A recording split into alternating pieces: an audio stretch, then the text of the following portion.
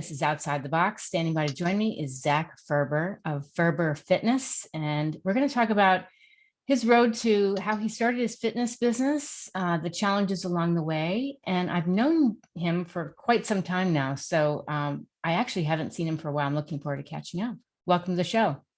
Thanks so much for having me. Yeah, it's we were talking about it. It's been about 2 years. I can't believe it, but I'm so appreciative that you have me back, and I'm very excited to chat. Absolutely. Gosh, I think I have known you for, what is it, over 10 years, maybe? I mean, I knew you growing up. I knew your Yeah, siblings. Yeah. it must have been at least 10, because that would have made me 17. So probably 15, probably Yeah. longer than that. Wow, time And a side flies. note, I used to sit on the sidelines with your mom. We used to watch our daughters playing basketball. And I found out that she was from Newton, correct?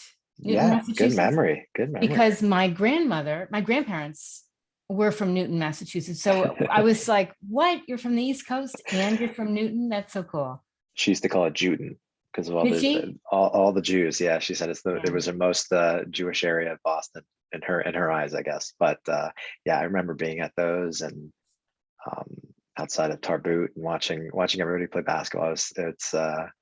I look back fondly. Yeah. I know. I know. Now, you grew up in California, correct? Yes. So I was born and raised in Orange County, and since then I have lived in pretty much every area of California. Wow. Um, so yeah, I went from, let's see, from after my mom passed away in 2015, I moved up to Berkeley. So from Orange County to Berkeley. Hmm. Then I was up in Sonoma for school. Then I went from Sonoma to San Luis Obispo. Then I went from San Luis Obispo to Los Angeles, Los Angeles to Inland Empire, like Redlands area. Yeah, then back to LA, and then now I'm in San Diego. So the only place I have to go is Redding, and I'll be good to go. Amazing. And I remember when we last spoke, I believe you were in the operating room, assisting on different things. I mean, I'm kind of squeamish, but like knee replacements and Yeah, so it's really interesting how, I was, when we were speaking, it was such an integral part of my journey of grief, of mental health, of getting back to me. And I thought I had figured it out, but I was still like deep in the negative coping mechanism. I was Mhm. kind of working in med device, and I transitioned to trauma because I was like, you know what, I want to impact more people, I want to help. And it ended up making me almost lose my mind. I mean, I was working 80 to 100 hours a week. I Too would get much. calls at midnight to 2 a.m. about cases adding on, about having to go to the hospital.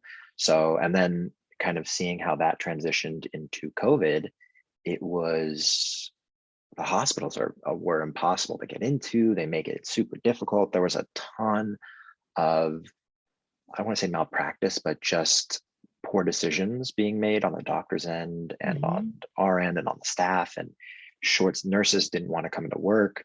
Nobody knew how to protect themselves. I remember standing outside of an operating room, because I wasn't allowed in because it was a COVID case. Yeah. No one had indicated it was a COVID case, so somebody could have just walked in.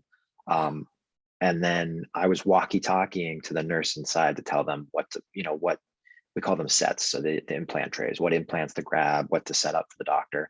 And Okay. then one of the COVID safety specialists accidentally bumped the door and opened up. And so all of a sudden everybody's running, and I'm standing there like, what are we? So long story short, I got COVID twice while I being was going to operated. ask if you got it. Yeah. So the first time it was, I'm healthy. I'm, very fit, and Hmm. I like to think I eat really, really well. And I was out of commission for about 7 days. I lost 9 pounds. Whoa. Yeah, it was pretty gnarly. The second time was more like the sniffles. Okay.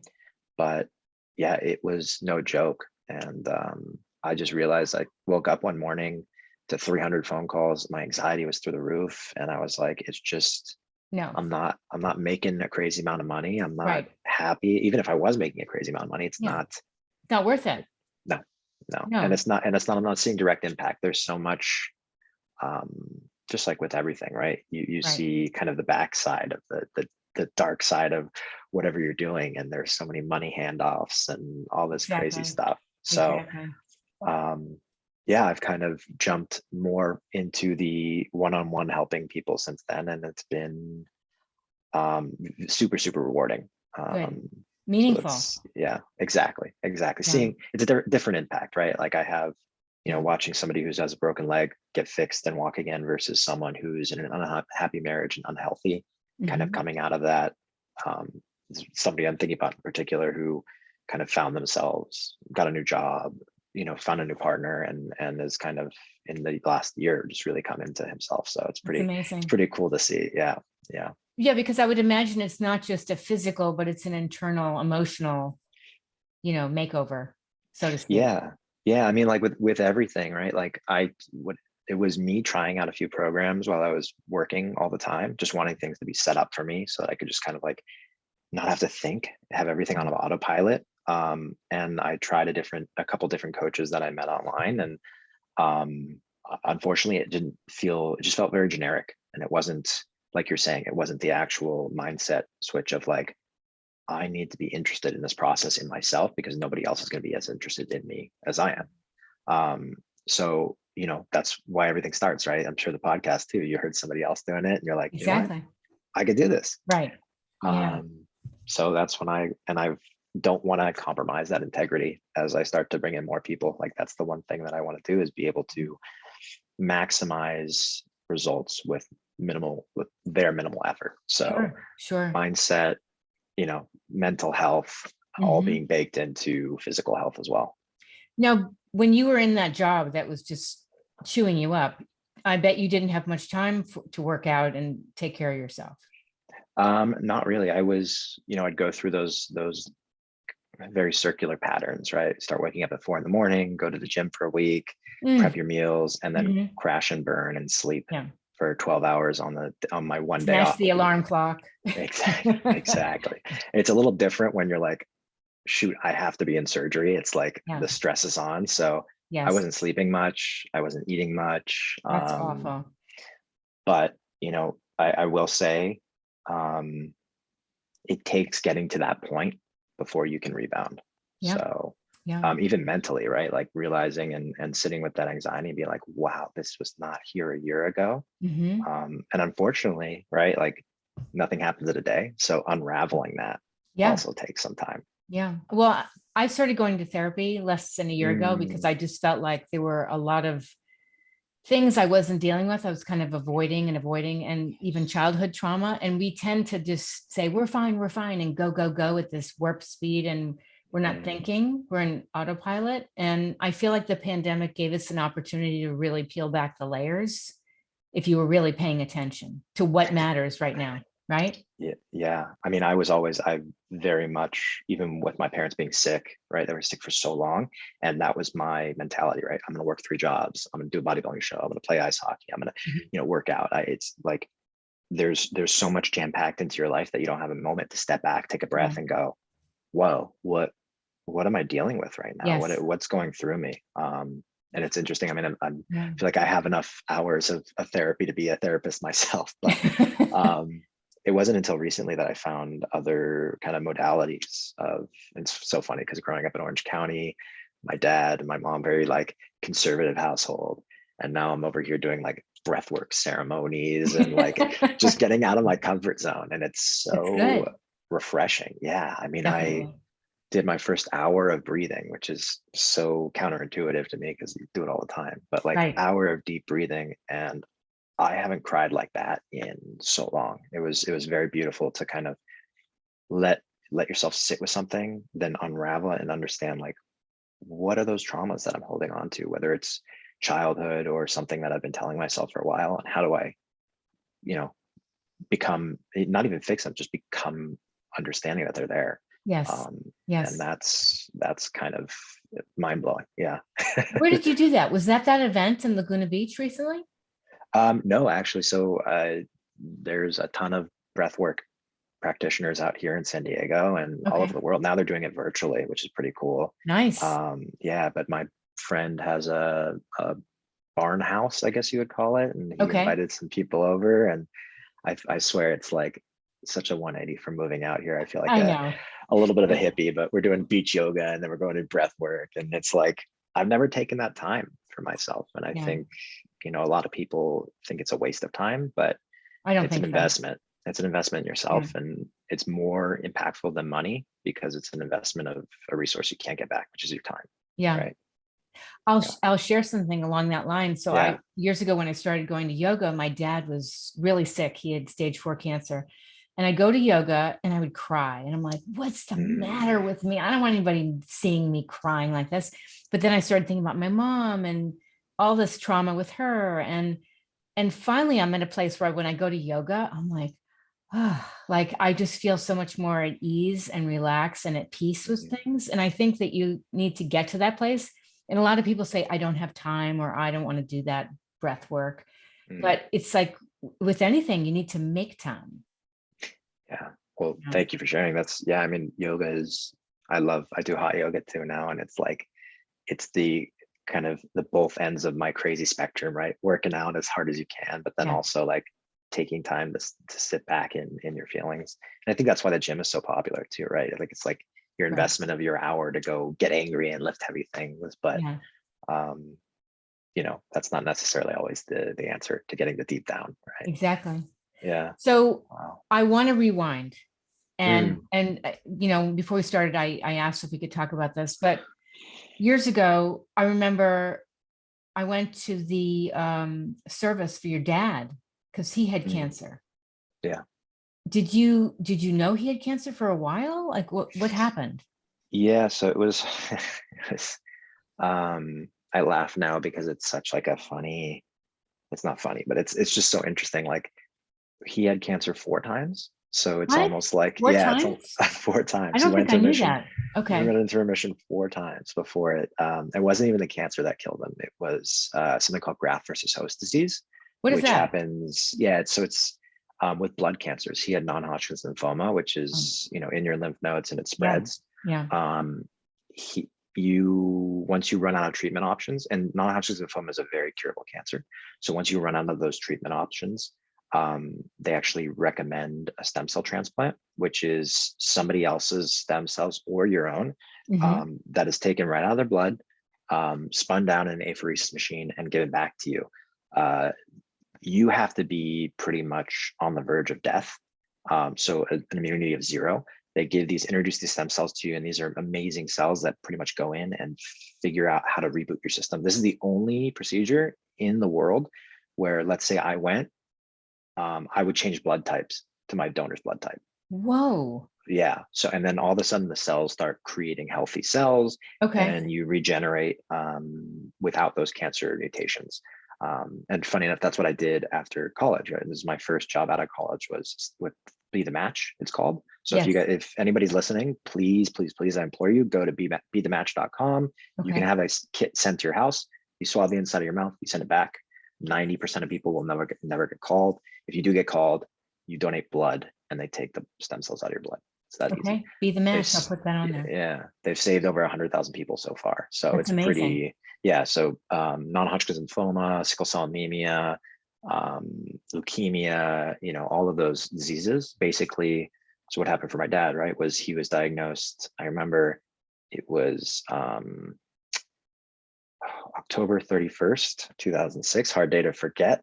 We're Mhm. running around in our Halloween costumes, and he went for surgery because he had some pain in his spleen. So they were going to just take out his spleen, and they found Okay. cancer. So he went through his first round of chemo, went into remission, and then it would just happen. He would just wake up with a tumor the size of a golf ball on the side of his face or on his What? chest. Or yeah, it was Like crazy. how long would it take to notice that was growing? It'd be like night and day. So like he'd go to bed and then we'd wake up and his eye would be, I have pictures somewhere. I'm not going to send them to you because Whoa.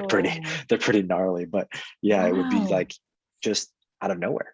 I've So never that heard that happened before. 3 times. Yeah. I mean, imagine, poor guy must have been so, I mean, to hold it all together and then wake up with a big tumor on the side of his face. It's That just, that fast. I've never heard that. That's unbelievable. well, the blood, I mean, it's circulating in the blood. So I've got Yes. to imagine, Yeah.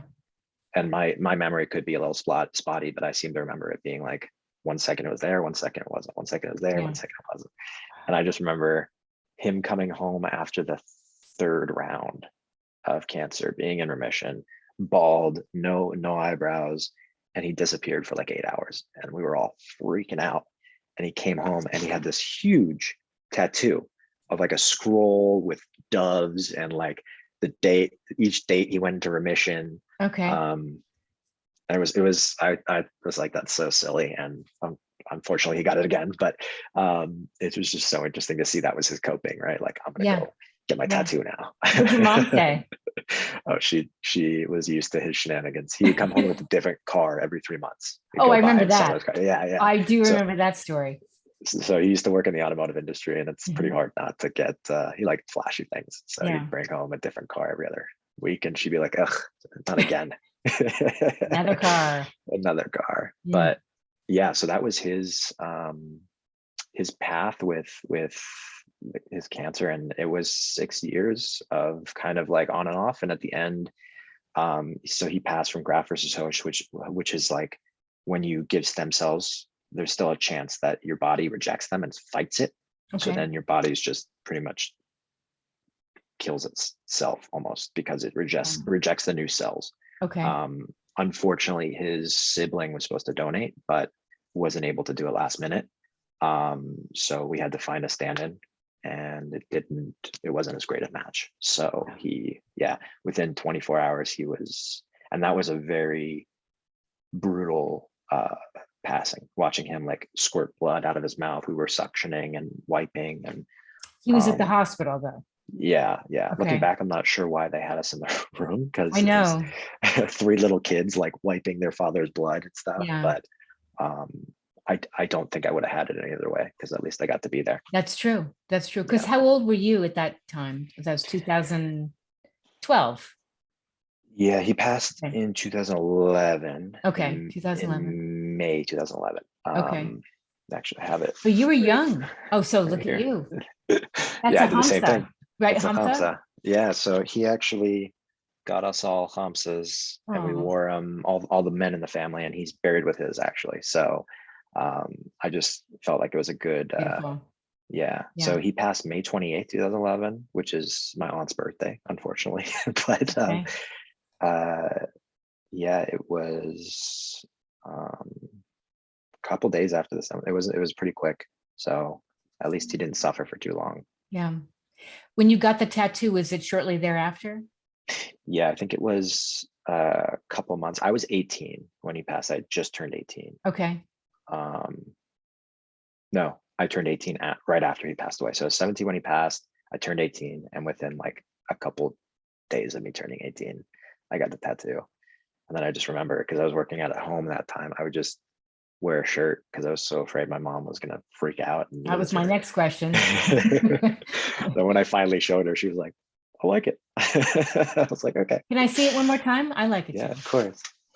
And what did that do for you, mentally, emotionally, having that on you? Yeah, I mean, I think it's it's funny. I laughed at my dad for doing it, and I go ahead and do it, but it's just Mhm. it's almost like associating pain with the situation, and then when it's done, it almost felt like this emotional release. Like, Yeah. okay, that I've helped me move through that. And since then I've gotten, more. um After my mom passed, I got a huge rose on my side for her, Hmm. and it was the same feeling. I waited like 6 months after, got it, and I just felt like this stage of grief moving through. Yeah. um so maybe it just created that like sense that she'll live on forever, and Yeah. that's why it Yeah. was so amazing to me. I think my favorite is we have me, my brother, and my sister all have LUB. So it stands for love you best. My mom used to say it to us, her side of Oh, the family. So we all have that matching, and it's just she very said that all to you individually. I love you best. bless you. That way there's no confusion, right? Yeah. That's beautiful. Yeah. Yeah. I have So such good memories of your mom. I remember her car with the eyelashes. that was her dream, because we had a puppy. We got a puppy, and her dream was always to have a Mini Cooper. So we named our puppy Cooper. I And love then it. finally, when she was sick, she was like, screw it, we're getting one. And I Good. bought her the eyelashes for her birthday one year. And yeah, I love it. it was fun. As a community, we were shocked to Mm. first you lose your dad and then your mom was lung cancer, right? Yeah, she had stage 4 non-small cell lung cancer, Yeah, and she was actually propped up on a experimental treatment for about 2 years. I remember. Yeah, and then it's nuts the way I remember, because I went to every single one of her doctor's appointments, walking in and the doctor saying, "Yeah, so your numbers are pretty much stagnant. There's a little bit of decrease, so we have to take you off." And we're like, "What does that mean?" And What does he's that like, mean? Yeah. "Yeah," he's like, "Well, you're gonna have to go find a new oncologist. Best of luck." That was it. What? That was it. So because the studies, right, these are not FDA approved, they want to make sure everything's Oh, trending in the right direction. okay. So I don't know if it ever became approved, but it was like 2 pills a day. She kept all of her hair, and Yeah. it kept the cancer at bay. And I was Mm. just blown away that this man could make this decision about her life. Yeah, Sorry, exactly. not man, human being can make this Yes, decision exactly. and just leave a son on the street. And But yeah, psychologically, not only did that hurt you, but it must have hurt her. yeah. I mean, she. I just was speaking to someone in the community who's dealing with a parent who has cancer and was like trying to. It comes down to, at that point, right? You're just grasping at straws to survive, and you have 300 people telling you to do 300. Do this juice cleanse. Go to Canada and get this powder. But I we know. heard it all, and it's so overwhelming at a time where you need to kind of just be in your lane. I know. Um, I know. so And I have a friend who I adore mm, who has stage 4 breast cancer. mm, And she was told she had 3 months. We're coming up on 3 years. So nobody wow. can tell anyone this is your days, this is exactly when you're going to go. And she never did cannabis or anything like that. I mean, excuse me, not Mm, cannabis, never did chemo. chemotherapy. Yeah, Yeah. she did other things, cannabis Yeah. and other things. It's working.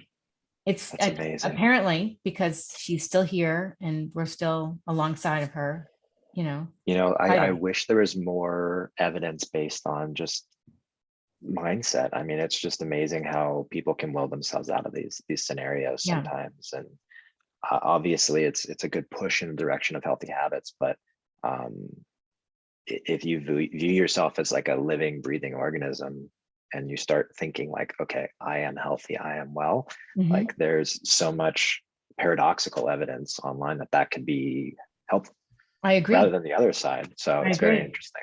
Yeah. I know because to hear you have 3 months, she Again, wasn't this gonna sit back and take that, no, you know. especially after my dad, it was like one after my dad passed, Yeah. we were kicked out of the house because of the stock market crash. So 5 days after my dad died, we moved. Oh, And then she five was diagnosed. days? 5 days. Freaking landlord was he was in our lives for a reason, but it was definitely not a great scenario right after he passed. My mom wasn't. You remember my mom? She was Yeah. so pig-headed about this. She did not, for weeks, did not tell this guy that my dad was sick. Like after, during the, like when we knew he was going to pass. So it was her bringing it on to us too, I think. So Yeah. he might have been a little bit more lenient if he had known. Yeah. I was gonna say, yeah. But I mean, something you said earlier is, and I was just talking to someone about this, it's like the community, I had a lot of mental health stuff going on, a lot. I Mhm. mean, who wouldn't? But the community, you guys were what really propped me up, and it really taught me that being alone is a choice. It's a hard choice to get yourself out of, right? It's not easy, but Yeah. there are 8 billion people on this planet, however many Right. we're up to now. if Yeah. if you reach out, there are people like yourself and Yeah. like people in this community that will have open arms. Yeah. So the beauty in the lesson for me was creating that community is so important to me in my life, and Yeah. my journey forwards. Yeah. So I don't know if I've ever gotten a chance to thank you, but for everything you do and Absolutely. have done, and that goes Absolutely. for everybody listening, like anybody who's part of that Orange County Jewish community. Thank you. Absolutely. Well, I Yeah. remember I wanted to do something and somebody said, we're starting this meal train. And so I would sign up other people would sign up, and we would just show up with like coolers of food. And I remember your mom would answer the door, or it would be unlocked, and I would just walk in and be like, "Hey, Tony." Yeah. So Well, I'm getting chills. I mean, those moments, you can't imagine how much it meant to have like a warm meal when she was, especially when I she was know. getting sick there at the end. It was Yeah. just Yeah. such a ray of sunshine. So Um, yeah, we yeah, we just I knew we just wanted to do something, and we all felt like there wasn't so much we could do, but if we could surround you with moments that you felt cared for, that's what it comes down to, you know. yeah. And I think that's everything, something only anyone can ask for. I don't know if that's the right way I to, you know gotcha. what I mean? I Yeah. gotcha. um I want to go back a little bit, and you don't Mm, have to share in such great detail, but after your dad passed away, you went through a really, really hard time. And I know this is like before the mental health pandemic that we're in, but mm. I feel like, and I had said this to you, perhaps that made you more aware of any struggles you've had the past 3 years, and maybe made you a little bit more resilient in some way. Yeah. So I mean, it's a very interesting. It's I think it goes back to me into that aloneness, right? Like when you Mhm. feel that isolation, that aloneness, and that Yeah. definitely the pattern is there, I think, for a lot of people right now. But when my dad was really, really sick, I was suicidal, and I did make a couple attempts, and Mhm. on one of them, my mom found me and helped me get into basically dropped out of high school at the time and helped me get into a program that really, really helped to. At first, they were trying to push pills and trying to get me, on the right medication for my hormones or whatever. Okay. And eventually, it ended up being connecting with one of the therapists and really working on my coping mechanisms um, that helped me. Good. And that kind of led me to where I am now. But yeah, I mean, the similarities from that feeling of, you know, just that depth of isolation and aloneness could very well be felt during COVID, I'm sure, for a lot of people and for myself. I'd come home working that many hours, just mentally, physically exhausted, Mhm. and just break down. And I had a hard time crying for the longest period after my parents passed. Um, it's only recently that I've been able to kind of release in that way, but um, it was just a lot of anger, a lot of anxiety, a lot Yeah. of throwing myself into more work, throwing myself into more unhealthy habits. Um, whether I did go down the drug route for a little while, nothing too crazy, but Sure. still trying to numb with those substances. Mhm. Um, so I think it's important for people. I mean, if somebody had said to me like, "Be easy on yourself," like, yeah, Yeah. yeah. I mean, I think people just need to hear that right now. Like, you're going through so much. It's all valid. Whatever Yeah. you're feeling is valid. I think we touched on this earlier too, like that feeling of being resilient and dealing with so much and expanding right at such a young age to what my capacity is, all of a sudden like numb the smaller things. So like I'll get rear-ended and I'm like, whatever, Whatever. it's not a big whatever. Yeah. Yeah. Yeah. But the relativity of it all, like what I feel, I'll never know what you feel, you'll never know what somebody else feels. So Mhm. I remember that being like the hardest thing to hear, is like, I know exactly how you feel, and I'm like, I don't care if Oh, both come your on. parents No. passed away and you had two younger siblings and you were dealing, you can never really know. Yes. So Yeah. not necessarily be there for someone in that way. I mean, you can be empathetic, but just being like, give yourself a break. Like, take a minute, take a breath, and look at all you're doing. Mhm. It may not feel like a lot, especially I think since the kind of add in of work from home, it's like all of a sudden your workspace becomes your life space. It all starts to bleed together, and Yes. people tend to forget that we are not our work. Um, Yeah. and then that spinning in your head starts going as you're working until 6, 7, 8 p.m. because you can, Yeah. and you start feeling that that creeping in of anxiety, depression, and Mhm. just taking a step back and resetting boundaries and knowing you're not alone is just, I think, priceless. Yeah. It's important. Yeah. No, it's great perspective you're sharing, because a lot of people are going through so much. I mean, if you just every day, there seems like there's an article from Mental Health America or something else on LinkedIn that talks about, suicide rates are up, Mhm. depression, anxiety, et cetera, abuse.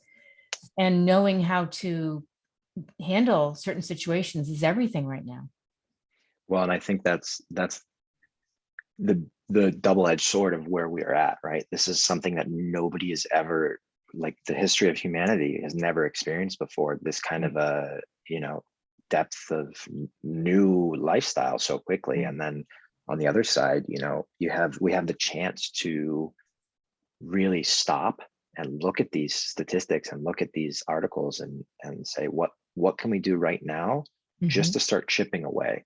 Yes. um, and I'm very hopeful that we're getting to that point where, it's been 2 years now, or ever how long this has been going on. Like, we're getting Yeah. to the point where people are starting to wake up and realize this may be how life continues. We will always have some sort of a byproduct of COVID. So let's figure out how to live healthy and sustainably while living with it. Sure. And I'm really hopeful we're getting to the point where people are going to I start, think so. yeah, And helping. I know businesses want to keep their doors open, but I feel strongly that if they don't prioritize mental health, whether it's a business or a school, then how are people supposed to be successful in any way? I mean, if let's say you're a high school student and you've experienced so much, you go off to college and you're going to implode. Mm, You don't have the coping skills. So I feel that schools really need to, here they adopted STEM and STEAM and all that. But where's mental health in the curriculum, and where's mm, mental health in a business model at a business? Where are the moments to get off your phones and stop having all these meetings, grinding out productivity? Like, yeah. why aren't we doing the yoga and the breathing in the corporate world? Some places Well, are. yeah. I mean, it's interesting you say that. I was not uh, very privy to the LinkedIn, society that's starting to grow the communities. Yeah. And I recently started, posting and reaching out and I've blown away. I mean, it's only been a month, but the connections I've made there, Yeah. it's the conversations are starting to trend towards mental health and towards, understanding how can you be the best version of you and then add work on top of that. So prioritizing of self and then prioritizing work. And I think those Right. conversations are going to start happening more and more and more, because we've gotten to this point. I think we've all been about consumption and productivity for so long, Mhm. um, without realizing, again, like, if you don't stop and take a breath and look at where, Right. you know, work life balance is such a key word now. It's such a, like a I think with anything, there's that emotion, right? You talk about, Yeah. I thought you're going to go down the road of, like, school should be open and COVID shouldn't be a thing. And there's so much anger Mm. and emotion behind it. It's just hard to have a logical conversation Right. about these things. And Yes. that's from those deep traumas, right? And Right. we're only going to see more and more of them. So looking Right. at the individual as a person, and rather than, the emotion surrounding it, I think Sure. is going to be the way to move forward, especially in corporate. I mean, could you imagine just having a boss that goes, Zach, it seems like you're a little off. Do you want to take a day? Like, what's going on? Are you Yeah. okay? Like, just Yeah. taking an investment in you. Like, Exactly. it's huge. You're That can going be to feel huge. heard, cared for, someone with compassion. Yeah. Um, and I think about the doctors and the nurses that have been so burnt out. I mean, they didn't really have a heads up to prepare for this. So people have left the profession, talk about anxiety and depression, and then teachers. So, Yeah. I think about in my conversations with students, them saying, we only have one mental health counselor, and there aren't any programs in place, or I feel like that person isn't trained properly. Well, they didn't have any strong training to get ready for a pandemic. It was like, hey, tomorrow we're remote. And so I feel like there needs to be policy changes in place that need to move forward to say, let's provide preventative care, right? For Mm, students, preventative care for employees. So there's not so much weight on the mental health professionals. Yeah, I mean, it goes back to preventative versus reactive, and we are a very reactive society. Yeah.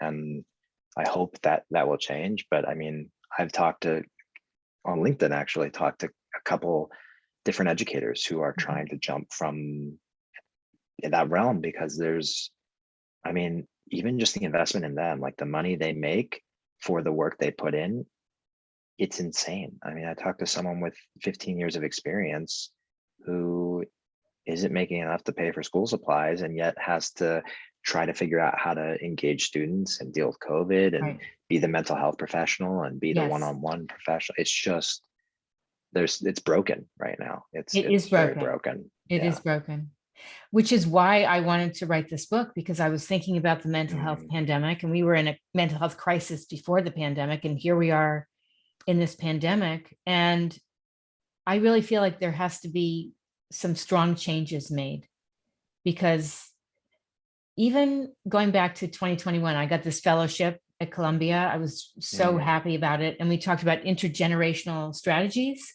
So if you mm. connect a college student with somebody who's retired, and that retiree has been pushed aside to be safe and socially isolated so you don't get COVID, they're lonely and depressed.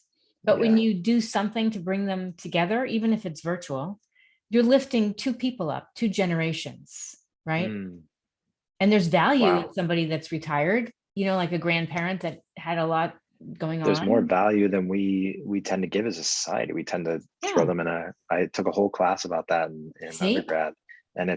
it's so sad because they've seen so many generations and so many seasons of Right. what life that we're Yes. kind of just discrediting. Yes. Right. Wow. Yeah. Yeah. Wow. Well, I hope programs like that, start to become more of a norm. And as we switch to more, I think curriculum is going to change more to hands-on type learning than it is, especially with the new tools that have had to come from this pandemic. I'm Right. excited for the opportunity for younger generations to learn faster and more streamlined and better than honestly than we did. I did not get a lot out of my high school or I hope they don't hear this, my undergrad. Like I got a diploma, Yeah. but like Sure. critical thinking and Right. learning how to adapt, it's just not, that's not something they teach. And there's Yeah. very few classes that are actually going over this kind of material, which I Exactly. think is so vital. Yes. Yes. One of the things that I'm looking to do, and it's going to go in the book, is talk about my care initiative. Mm, And this happened in the pandemic, and it started with donuts. I'll make this a quick story, but I was out with my daughter Tovia, who and she'd had a lousy Monday, and she wasn't making a lot of money because she's a full-time student. She says, "Oh, I went to get breakfast in this donut place. They messed up my order, and the computers are down, no receipts." I said, "We just go back with the cup and the bag. It's fine." And we were running errands, and we pull up, and they said, "We're closed," to the drive-through. And I said, "Well, we just want to get her money back. We're closed." And I said, "Well, may I please speak with a manager?" And there was no manager. And this really nice 18-year-old comes over, and he says, "Thank you for not yelling. Everybody was yelling at us. The computers are down. Can I give you some donuts? Of course, we'll give you your money back." And I said, "I thank you. We don't really want the donuts. We don't need donuts anymore." And he said, "Could you please pull around the back? I want to show you something."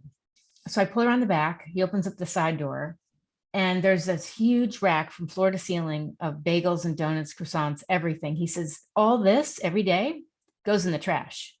oh my gosh. So he said, "Could you please take whatever you want and go find some people that are homeless and just give them whatever you want?" So I take the food, and it was late. So the next day I found some places that feed, single moms and their kids, or, Mm, feed people experiencing homelessness. And I exchanged numbers. So I went like 5, 6 days a week oh my to gosh. this donut place. And I would bring my daughters, and sometimes they were having like a lousy day. And we walk out of there at the end, and we've had great conversations with the employees. Because who do they talk to? Like, what do people really say to them during the day? "I'll take my Yeah. coffee black with sugar." I mean, right. So great conversations, just connecting on a human level in the pandemic, and load up my truck and we'd go to like 5 or 6 places. It was a perspective shift, because what happened was I start noticing people off the freeway with signs like, and I'd say to my daughter, like, okay, give me a box of donuts, roll down the window, you hand somebody something. And a lot of students feel they're not connected and they want to do something meaningful. And this is an Mm, opportunity to do something. wow. Yeah. To just, and they can pick anything. It's just the power of connection, attention to mental health, resilience, and education on issues that really matter in 2022. Yeah. Wow. I mean, this is, it gives me a bigger hope for younger generations. I feel like remembering me at 18, I don't think I would have been as savvy to be able to say like, hey, would you mind coming around back and taking a look at and seeing if you can help? 18. It But really upset it's, him.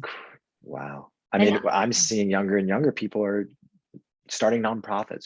The accessibility is there, yeah. so people are looking for that voice. And I think empowering like you're doing is that's key right there. And that's one of them. So you're doing that now from now on, or No, well, I started doing it and then I yeah, mean, I can't do it all the time. I was trying to yeah. recruit high I was school gonna say, students and I couldn't okay. really find anybody during the pandemic.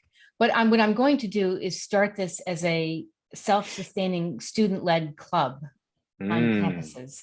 So I introduce them to the concept, each part of the CARE initiative, the CARE, and basically teach them this model so they can continue this as a club to do good. Yeah, that's amazing. I think, yeah, I mean, I was gonna say getting clubs involved, getting those right. leadership groups involved on campus, and I Yeah, think probably more people would be open to doing this than I even could realize. But I think it's giving the availability for, like you're saying, to be right. that person to step up and do something like this is amazing. Well, it's funny with social media. So I was telling some parents on this group on Facebook about it, and they said my student is depressed, my student is lonely, and I said, well, this is an opportunity to volunteer and do something. Mm, Some didn't have cars. I said, well, we can figure out carpool. But the point is just to do something, because like you do something to get out of your mindset and you feel good helping somebody else. Yeah. yeah, we were. I was here at the. They do a once a week a farmers market out here, and couple interesting. The first one was, I mean, I love to volunteer. I love to I volunteered with JFS for a while after everything, and um, I felt the same way. Like I felt like with COVID and Yeah. everything was closed. I mean, JFS is not a thing anymore. A lot of things are closed down. So I thought the availability wasn't there, but there, this woman goes educating me on the fact that now you can, I'll have to find the organization and send it to you, but people can literally find opportunities at home to send things to people, to create stuff to, and Really? it's, yeah, Yeah. Let me it's know. inexpensive. It's, I think one of them was like, um, putting together baskets for people, creating, sweet little Great. sayings to send around. It's beautiful, the amount of opportunities there are to help. And then another person was telling me that they, instead of donating, they were told to go to a farmer's market Mhm. and start helping a farmer who looks like they don't get a lot of business and helping them sustain their farm. And I That's thought great. that's a great idea too. Yeah, to Yeah. be able to, that's a Yes. local small business too, and to be able to Right. give back and have fresh produce. Great idea. um, yeah, so Yeah. I think people are starting to get a little bit smarter and a little bit more intuitive with how they can do these things. They see the opportunities like you did and Yeah. go, that would be easy for people to just sustainably do and Yes. create some sort of program. So Yeah. I think we need more of that. I know. I agree. I tell you something funny. One morning I was dropping off Einstein bagels because they donate as Mm, well.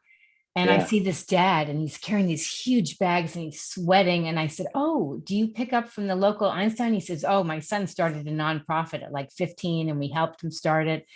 And he's like 17 now. And but the dad was responsible for like certain days of the week and he's Oh sweating my and carrying a big gosh. bag. We're talking like 200, 300 bagels. And we were dropping them at the OC mission, which helps about Wow. 100 families that are displaced. But yeah, it's just nice to do something. Yeah. Yeah. Wow. Any advice, we're going to wrap up soon. Any advice you'd give people that are struggling with mental health right now? Yeah, I mean, I think that it's kind of what we talked about, right? Making that choice to try to get out of your comfort zone just a bit and put your hand up so that somebody Yeah. can at least see you and be there for you. I think my biggest issue in the moment was not thinking anybody cared, and it's just so not true. There are people that care, and uh, I make it as easy as possible for people to try to communicate with me, for people to try to like book time on my calendar, for communicate, for just having a 30-minute conversation can really just change your perspective on things. So um, when you're in that pit, it's just what's going to be the least amount of resistance for the most amount of reward. And I think just trying to have a conversation with someone, trying to go out of your way.